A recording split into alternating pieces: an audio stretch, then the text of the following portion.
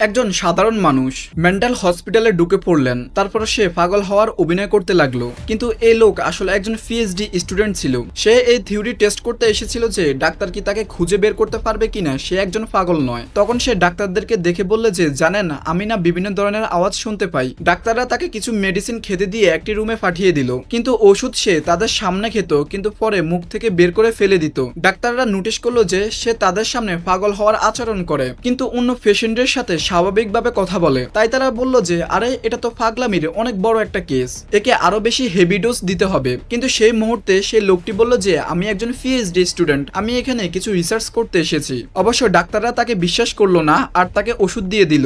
দিন কাটতে লাগলো আর কেউই তার কথা বিশ্বাস করতো না। একজন ডাক্তার তার থেরাপি নিচ্ছিল। সে জিজ্ঞেস করলো, তুমি পিএইচডি করছো আর এখানে রিসার্চ করতে এসেছো, এই কথাটি কবে থেকে তোমার মনে হচ্ছে? সে লোকটা চিন্তায় পড়ে গেল, আরে আমি তো সবসময় এই পাগলা গারোতে ছিলাম না। কিছুদিনের মধ্যেই সে সত্যি সত্যি কিছু আওয়াজ শুনতে শুরু করলো। 5 মাস পর সে লোকটির কলিগ সে হসপিটালে আসলো। ডাক্তারদেরকে বলল যে ভাই, এ তো সত্যি সত্যি একজন পিএইচডি স্টুডেন্ট ছিল, আপনারা একে তো এখন সত্যি সত্যি পাগল বানিয়ে দিয়েছেন।